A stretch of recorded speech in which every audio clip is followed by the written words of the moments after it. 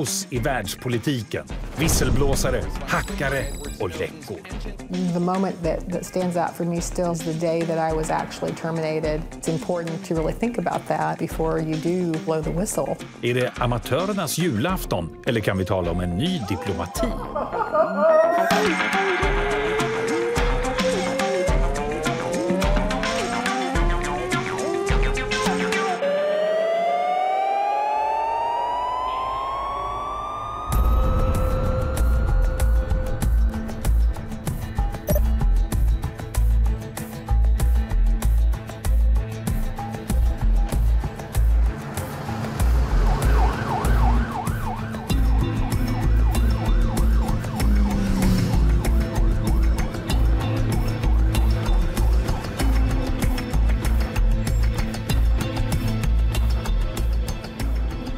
Världens ledare har svårt att komma överens, det kan man ju nästan se dagliga prov på.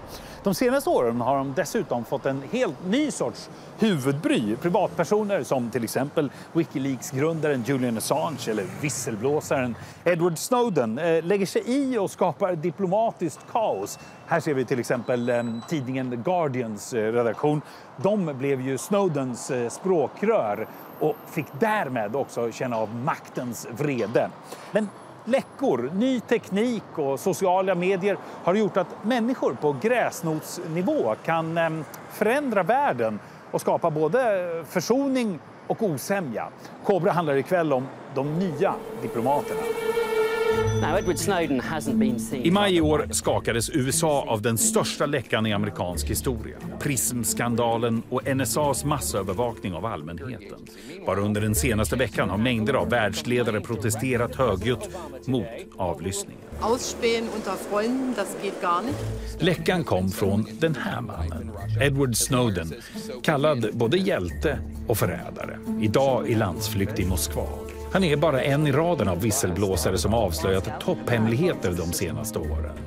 Internet läcker som ett såll, men det är också där debatten går som hetast. I am Bradley Manning. Bradley Manning. Filmer som The Fifth Estate och tv-serier som Rubicon och böcker som John le Carrés En känslig sanning hakar på. Och mitt i alltihop postar helt vanliga människor i länder som är i konflikt med varandra kärleksbudskap över gränserna. De nya diplomaterna, det är vi. I love you. I love you. I love you. En av dem som varit med och arbetat fram strategier för ny diplomati är en man som heter Alec Ross. Han var med och hjälpte Barack Obama bli vald till president första gången. Och nu senast så har han jobbat åt utrikesminister Hillary Clinton som hennes personliga tekniska guru.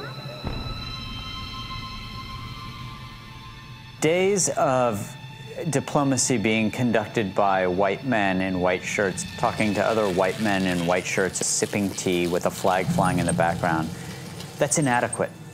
For hundreds of years, that was the dominant form of diplomacy, but as a very practical matter, publics matter more. And publics engage increasingly on social media and are influenced through social media. Alec Ross är enligt många den som förde den amerikanska diplomatin in i det 21:a århundradet och fick Obama-administrationen att inse vikten av de olika sociala plattformarna på nätet och hur de kunde utnyttjas diplomatiskt.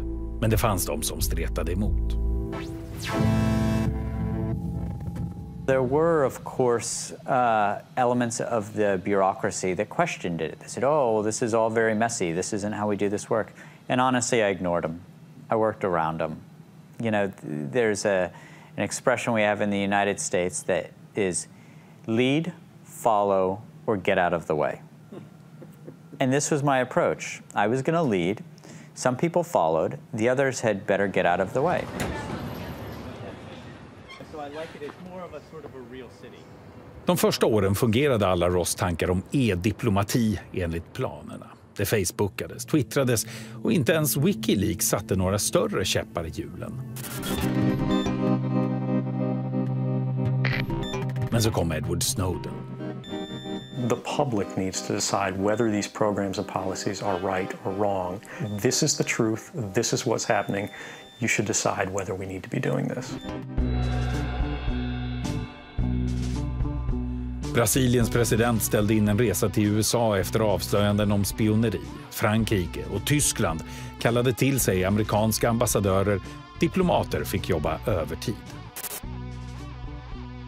I think that America fell in the eyes of many Europeans.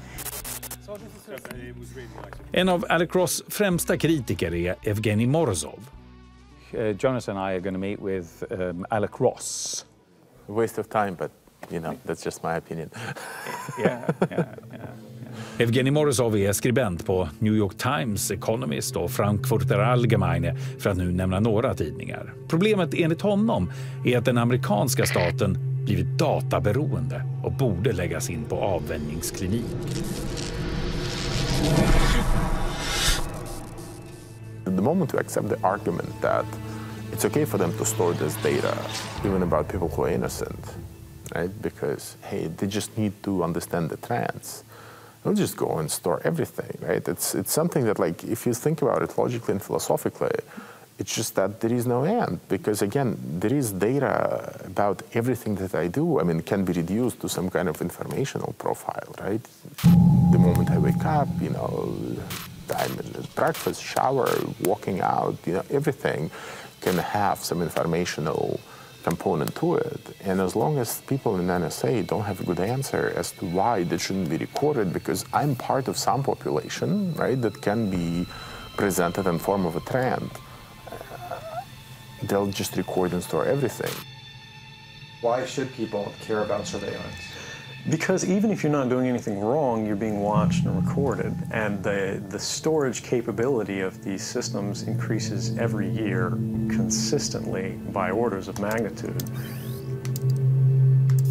Som försvar för allt datainsamlande har det förts fram att det är till för att sätta dit kriminella, terrorister och pedofiler.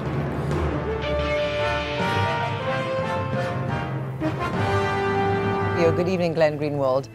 Glenn Greenwald, journalisten som intervjuade Snowden i Hongkong och som sedan dess fått stå till svars för det läckorna avslöjat, menar att de visat att det lika gärna används för att spionera på vanliga människor, kommersiella företag och andra stater. Det vill säga det som sen lett till diplomatiska förvecklingar. That the GCHQ and NSA are spying on Petrobras, the large Brazilian oil company that funds social programs in Brazil. Are there terrorists in Petrobras? Or that they're spying on the Organization of American States when they're negotiating economic agreements? Are there pedophiles at the OAS? And while some of this may be devoted to terrorists, huge amounts of this system are devoted to innocent people in the population whose privacy is being eroded. The revelations and the ability of a contractor like Edward Snowden to reveal this is inexcusable. Inexcusable. I hope a lot of people have been fired, and I can't believe that somebody without a high school degree, college degree, clearly a screwed up young guy, you know, with his stripper girlfriend, is able to access this kind of content. I mean, how is that possible? It's inexcusable. It's ridiculous. Yeah, I think it's a great danger for people to say, this is a top secret program, but I am, you know, so wise and so much more moral than everybody else. I'm going to reveal this to the public. Unless there is clear wrongdoing, you'd better be careful, because you are going to put yourself in the crosshairs of the law.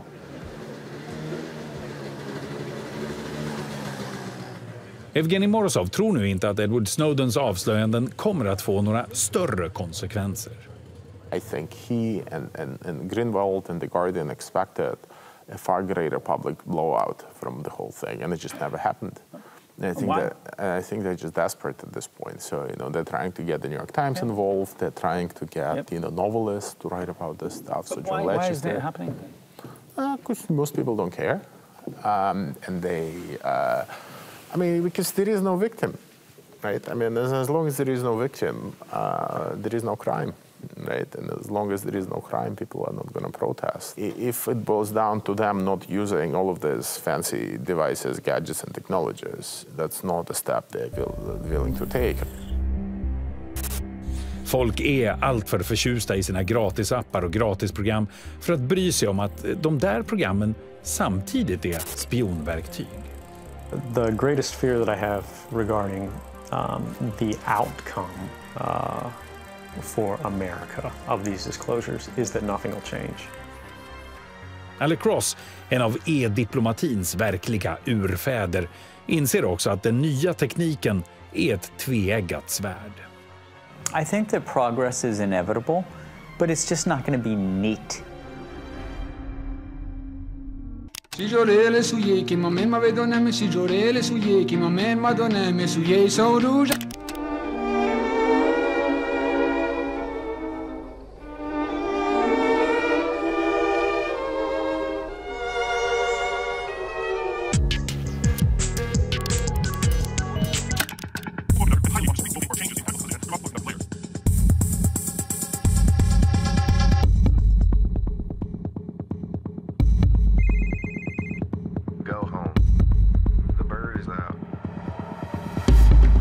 En annan mycket uppmärksammad visselblåsare är den amerikanska polisen Catherine Bolkovac som avslöjade att FN-medarbetare i Bosnien höll på med trafficking, var inblandade i kvinnosmuggling.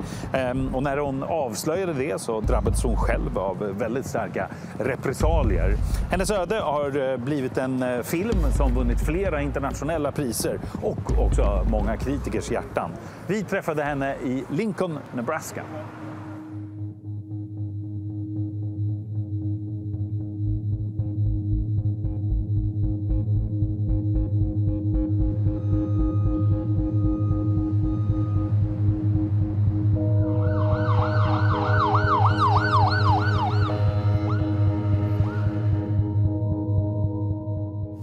You know, I think there are many moments that stand out, but I think the moment that stands out for me still is the day that I was actually terminated, and the cold-hearted and cruel, calculated, conniving way that this company out and out lied, not only verbally to me, but in writing. Catherine Bolkovac kom till Bosnien i slutet av 90-talet. Hon hade tagit anställning hos ett privat säkerhetsföretag som jobbade åt USA och FN. Ett diplomatiskt uppdrag i en krigstrött region. I was hired to do a job. I was there as a police officer, and my expectations were high. And I virtually discovered that, you know, international police and the United Nations employees and other international staff were not only complicit in the investigations of human trafficking for forced prostitution, but also at times actually involved in the trade itself. I filmen The Whistleblower är det Rachel Weisz som spelar rollen som Catherine Bolkovac. He drive the van. What? Him. He was the driver. I think the most difficult thing was not the fact that I was going up against organized criminals or any kind of local mafiosos. The most difficult thing was that I was reporting criminal activity that was being done by international police and by authority figures in the mission, who at that point in time I knew I couldn't trust. So for me it was the worst case scenario for a police officer, because when you're in a situation like that it does become quite dangerous, and then you really do need to figure out a way and find someone who you can trust. Get out! I want you to get out! Get out! Out! Get out! Right now! Get out! Out! Your hands off! Don't look at these guys. Don't be afraid of these guys. Just say you want to go, and I can walk you right out. I virtually was left standing all alone in a foreign country, fighting these people all by myself, who, you know, obviously had me outgunned. So once I discovered that and reported it and nothing was done, I continued to report, got door after door slammed in my face, and then eventually decided to report it to the highest channels, which was the SRSG, Jacques-Paul Klein. They found ways to first demote me, tried to accuse me of being burned out, and went through all the typical intimidation tactics and techniques. And then 3 or 4 months later fired me for reasons that were certainly unjust and without cause, which was to supposedly for falsifying timesheets.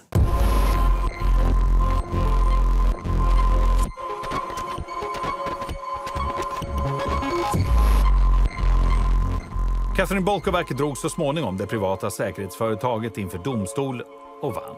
Uppmärksamheten kring fallet gjorde att några filmare fick upp ögonen för historien.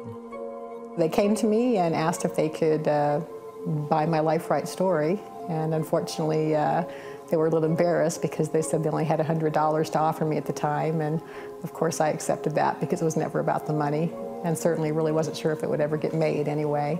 But I really wanted the factual story to be told.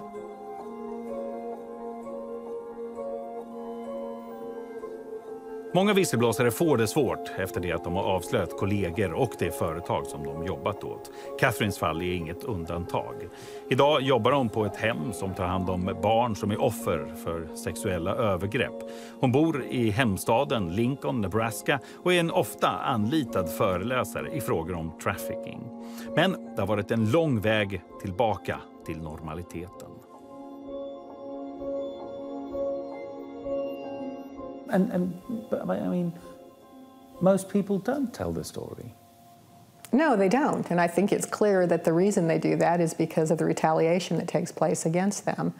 And it's important, though, to really think about that as well before you do, quote unquote, blow the whistle. I am a police officer obligated to report crimes. We may be accused of thinking with our hearts instead of our heads. But we will have our humanity.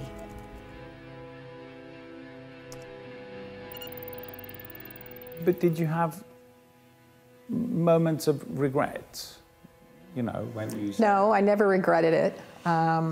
But I certainly felt the pain and still feel the pain of what happened by losing my career, by great financial loss, by the loss of relationships and family. And just that whole trial process of having to go back, of having to go through and actually regain my credibility as a police officer. And never actually getting any feedback from my own State Department or the United Nations until, 12 years later when the film was actually made and the United Nations then screened the film in 2011. So that was at that point some feedback started coming back, but never actually anything official. And so but that's when the whole thing's over and they know that, Well, they know they've been caught, and gee, it's kind of a good public relations move to pretend like you're going to do something when you're really not. So yeah, that's still kind of the game that gets played. Precis som Edward Snowden och precis som de flesta visselblåsare så var Catherine Bolkovacs högsta önskan att hennes avslöjanden skulle förändra saker. But it certainly didn't do any good, and it still goes on today.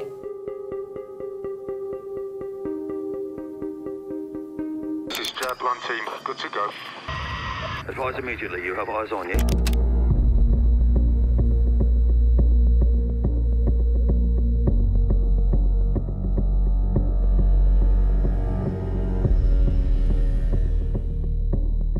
De som hackar och läcker som utmanar regeringarnas diplomatimonopol finns till exempel svenska PR-byrån Studio Total som utmanade den vitryska regimen när de släppte nallebjörnar över Minsk. I Mellanöstern finns någonting som heter West Eastern Divan Orchestra som samlar musiker från Israel, Jordanien, Egypten, Syrien. Människor som aldrig annars skulle träffas, framförallt inte musicera ihop heller. Från det området finns också ett annat väldigt spännande projekt, Facebook-initiativet Israel Loves Iran.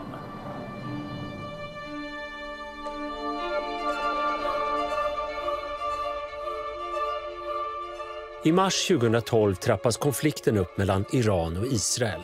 Det är i samband med Irans utökade anrikning av uran och tolkas som ett potentiellt kärnvapenhot. Israel och Iran förbereder sig för krig. Rädslan hos vanliga människor inför en förestående attack i respektive länder utnyttjas i den hårdföra politiska retoriken. Iran will back down. Men alla håller inte med politikerna och börjar i tysthet ifrågasätta hatet. So hi guys, my name is Ronnie and I'm a graphic designer from Tel Aviv. I'm Tannaz. My name is Michal. I'm Ronnie's wife. I'm 37. This is Majid. I'm from Iran, citizen of Iran, father of two, 35 years old almost. Hi guys, how are you? Hi. Thank you, nice to meet you. Det här är Majid, Tanas, Michael och Ron. De hatar inte varandra och har blivit sina egna diplomater.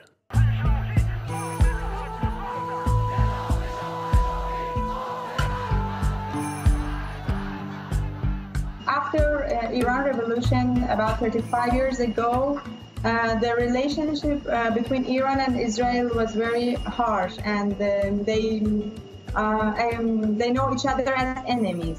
And always at school, when I was a child, they taught us to hate them. What you see is what the news, the media, the mainstream media will tell you. And most of the time, they will tell you about the bad thing and not about the good thing. So we end up feeling that we have to hate each other and we have to get ready to war. But basically we just don't know each other. Det började med att Ron postade en bild på sig själv tillsammans med sin dotter på sin Facebook-sida med texten "Iranians, we will never bomb your country. We love you." I just wanted to try to say something about that war coming between, you know, Israel and Iran, and that's how basically it started with one poster on Facebook. Det skulle bara ta ett par timmar innan hundratals människor likat hans bild och började själva lägga upp bilder med samma budskap. I do not hate you. We don't hate you. I don't hate you. I don't hate you. I don't hate you. We don't hate you. We don't hate you. I don't even know you. It was really crazy. It was really something. Och det strömmade in även svar från Iran. Israelis, we love you.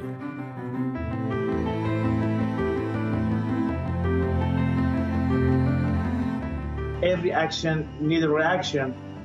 So Israelis started loving us, so that's my duty and task to start loving them. I took advantage. I took advantage and I launched Iran Loves Israel, and I'm so happy right now. Ronnie was supposed to be my enemy, but now he is one of my best friends, my pal, my mate. Yeah. Om det är någon som undrar varför Majid, Tanas, Michael och Ron sitter och äter medan de skypar är det knappast en slump. Middagssamtalet är ju en klassisk situation för möten, diskussioner, förhandlingar och till och med fredssamtal. Och det där med att äta och samtala är något fredsaktivisten Eric Maddox har tagit ett steg längre. Ett globalt projekt han kallar Virtual Dinner. The dinner table is arguably the world's oldest and most universal social forum. All human beings know what it is to create community around food. And so if you want to get people that don't know one another to be able to kind of instantly recognize their shared humanity, give them something to do that all human beings engage in. We all eat. Virtual Dinner går ut på att via nätet länka samman människor från olika platser i världen. Varje deltagare har förberett en fråga om varandras liv och kultur. Fredsbudskapet är enkelt. Människor som delat en måltid tillsammans, om än virtuell, är mindre benägna att starta krig. In the past year and a half or so, we've done about 30 of these events between, I think, 14 countries on 5 continents. We recently did some connections from Palestinians in Gaza to Native American activists in California. LGBT organizations in Mongolia to one in Beirut, connected a family in Buenos Aires to some young women in Tunisia, and connected some people in Syria to some activists and journalists in Cairo at one point. With the freedom to speak comes the duty to listen. This isn't about getting experts together. We're all experts in our personal experience of life. And if you really want to understand what it is like from the ground level to live in Egypt right now, or to live in economically underprivileged part of the United States right now, who do you want to talk to? Do you want to talk to the people that are having to live that reality? I think there's something to be said for that. So what right do we have? We have every right. No fights yet. Disagreements? Absolutely. I believe that this project has the potential to be revolutionary. Ja, gräsrotsdiplomati kan få ett stort genomslag och därmed utgöra en fara för makten, även om det bara handlar om Facebook. I Iran måste man till exempel maskera sig om man vill skicka en kärleksförklaring till Israel. I wanted to tell you, even with the cover face, that we Iranians strongly love you from our heart. We don't seek for war. We are seeking for peace, only peace. We have opened another channel of communication so people can really start talking. By Facebook, we can eliminate all of this hatred, all of this ignorance. So every single person from both sides, we know each other better day by day. Hopefully the same will happen with people from Egypt, from Syria, from Lebanon. And, you know, it's just the beginning. I've heard of some good news from you, so congrats. What? Oh, you have another child is coming, yeah? What? You're pregnant? What? No, Ronnie.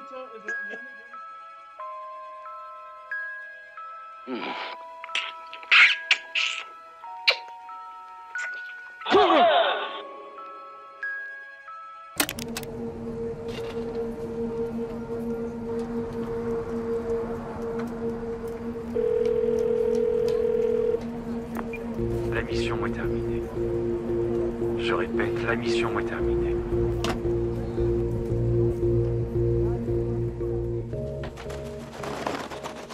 Ärkefina Israel och Iran verkar ha en av de mest internetifierade konflikterna som finns. För några veckor sedan så intervjuades Israels premiärminister Benjamin Netanyahu i persisk tv och sa att om iranierna hade verklig frihet, ja, då skulle de ha på sig jeans, lyssna på västländsk musik och ha fria val. Det dröjde bara några minuter, sen hade mängder av iranier lagt upp bilder på sig själva iklädda jeans naturligtvis. Och det är klart att det är stökigt och bökigt att få svar på tal direkt på det där sättet. Å andra sidan, det pågår 11 krig, 30 konflikter, mer än 45 miljoner människor är på flykt. Det kanske är dags att prova någonting nytt.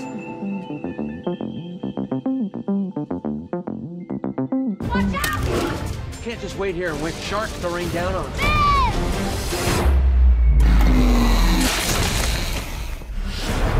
Varför går det så bra för B-filmen? Varför är det dåliga det nya bra? Vi besöker bland annat filmstudion The Asylum där det inte får ta längre än 12 dagar att producera en långfilm. We're gonna start packing up. We're gonna start heading back to base, guys. Vi ses nästa vecka. Ha det så bra. Hej då.